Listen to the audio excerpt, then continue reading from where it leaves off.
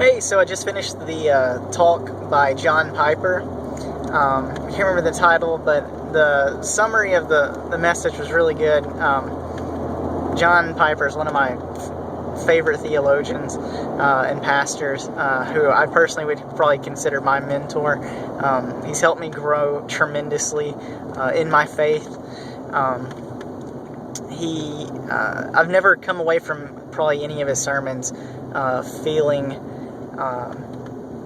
in any way, like I always walk away feeling challenged or convicted or more in love with God from any of his sermons. He's a very energetic or passionate, probably is a better word, speaker, but there's no doubt that the guy is deeply in love with God and his son Jesus Christ, and desires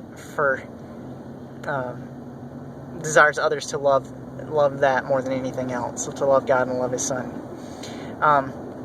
So anyways, the topic was on the death of Lazarus and Jesus' reaction to it.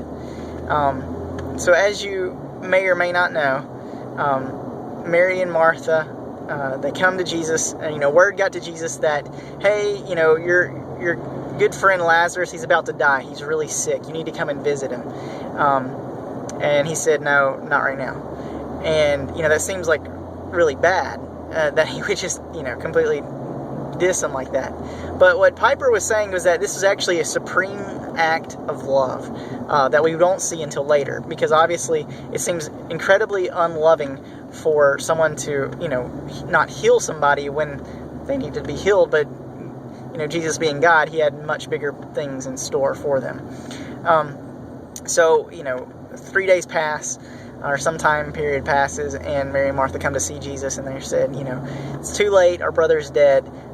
You could have saved him, but he's dead now. And I think it was Martha that told him, we know that you'll raise him back at the resurrection. And Jesus goes and he resurrects Lazarus.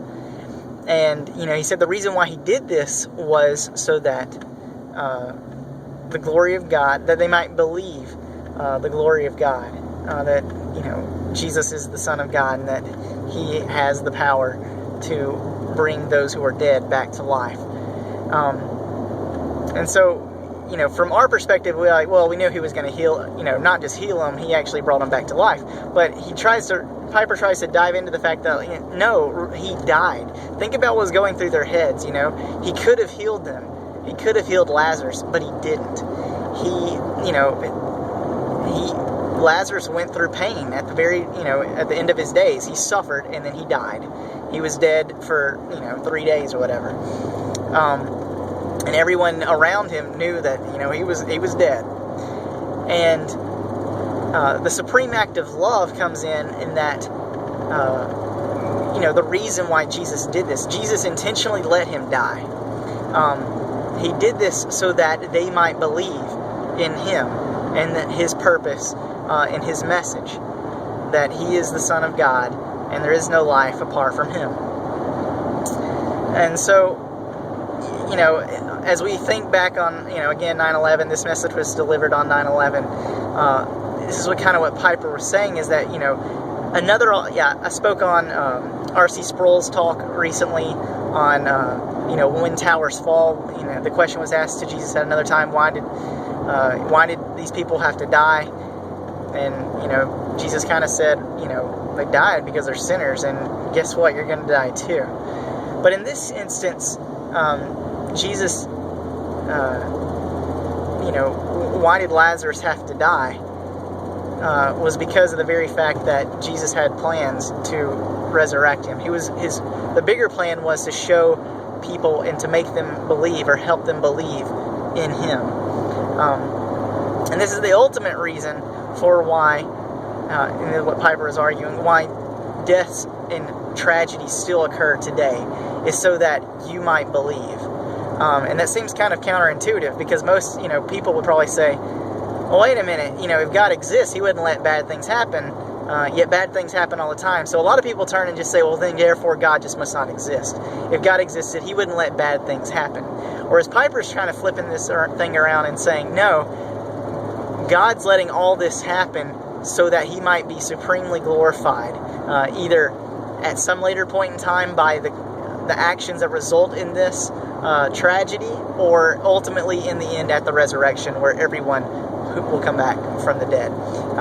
Not everyone will join God in heaven, but everyone will be resurrected. And on that topic, he also points out, which I thought was really good too, a lot of people want to go to heaven because they want to avoid hell, which is completely wrong thinking.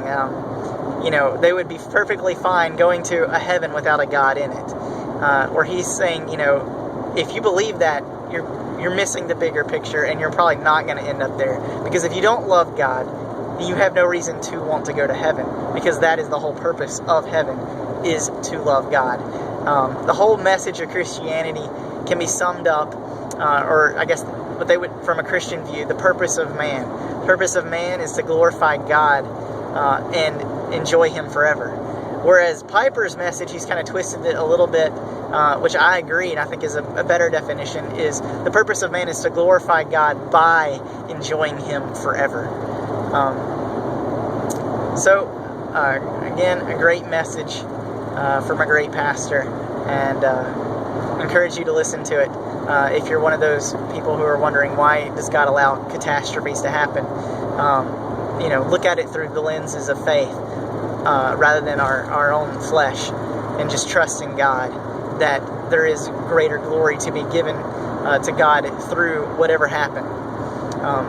And that if you do this, you can actually find greater faith in that, because your faith is in, ultimately, seeing to it the God be most glorified.